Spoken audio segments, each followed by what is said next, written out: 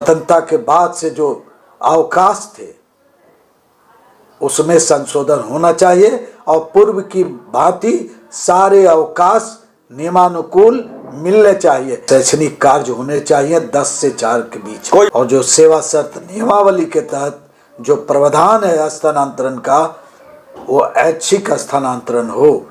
इन्होंने शिक्षा को पटरी पर लाया है और शिक्षा विभाग के तमाम पदाधिकारियों को यहाँ तक कि जनप्रतिनिधियों को भी इन्होंने पटरी पर लाने का प्रयास किया है। यदि आप शिक्षक हैं तो आपका शिक्षण कार्य होना चाहिए, न कि राजनीति।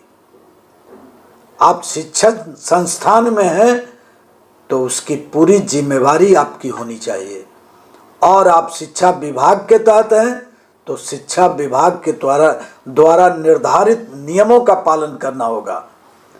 और इसके लिए चर्चा में आए श्री के पाठक जी। आज तक किसी भी शिक्षा सचिव ने इस तरह का प्रयास जो सामाजिक स्तर से लेकर राज्य स्तर तक चर्चा में हो, अभिभावक से लेकर तमाम लोगों के बीच कौतूहल का विषय बने, शिक्षक की मर्यादा कायम हो, शिक्षण की महत्ता कायम हो और शिक्षक के एक कर्तव्यों का कर्तव्यपरायणता हो। इसके लिए, इस प्रयास के लिए मैं श्री के पाठक जी का व्यक्तिगत रूप से समर्थक हूँ। माननीय मुख्यमंत्री एक शिक्षाविद हैं और उन्होंने इलेक्ट्रिकल इंजीनियरिंग में इंजीनियरिंग की परीक्षा पास की है। एक कुशल इंजीनियर होते अगर कहीं होते तो, कोई अनपढ़ थोड़े ही है या किसी से सर्टिफिकेट लेने की आवश्यकता है क्या? उन्होंने परमार्जित भाषा का प्रयोग किया होगा, सम्मानजनक सौहार्दपूर्ण जो बातें होनी चाहिए वो उन्होंने श्री पाठक जी को कहा होगा। पाठक जी भी एक भारतीय प्रशासनिक सेवा के पदाधिकारी हैं। वह भी समझे होंगे कि मेरे बिना शिक्षा विभाग अधूरा रहेगा और अधूरे कार्य को छोड़ना मेरी मानहानि होगी और सरकार की फजीहत भी होगी। तथाकथित राजनीतिक दल के कुछ शिक्षक प्रतिनिधि जो शिक्षकों को बेवकूफ बनाकर शिक्षकों का प्रतिनिधित्व करने का जो ओहदा प्राप्त कर लेते थे, वैसे बहुत सारे ऐसे नेतागण हैं जिनका मैं नाम नहीं लेना चाहता हूं। वो पर्दे के आगे आ गए और उनका कलई खुल गया। बिल्कुल। और कुछ छुटभइये नेता जो स्वयंभू नेता बन गए थे, कुकुर मुत्ते की तरह, संघ मार तमाम संघ बना लिए, वो भी चर्चा में आना चाहते थे।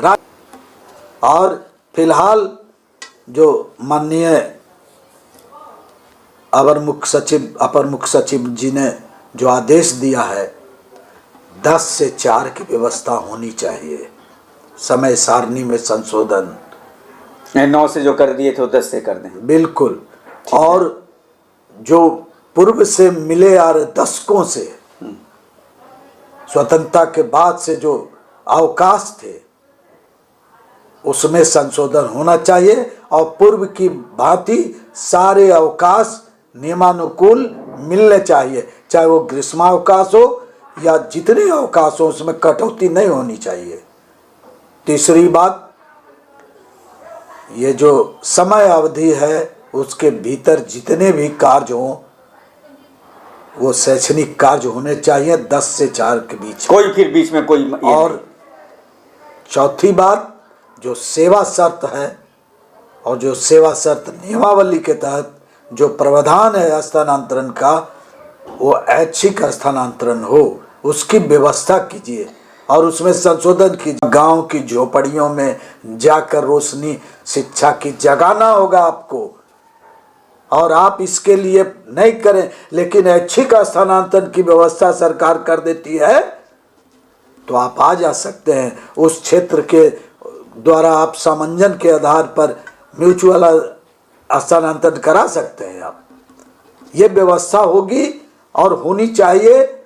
मेरा बिहार सरकार, शिक्षा विभाग और अपर मुख्य सचिव से अनुरोध है कि शिक्षकों की समस्याओं, इन 4-5 समस्याओं का समाधान कर देंगे तो 100% शिक्षक आपके फॉलोअर रहेंगे, सरकार का गुणगान करेंगे और शिक्षा विभाग का और शिक्षा का अलख जाएंगे। वो झोपड़ी में हो चाहे कहीं हो।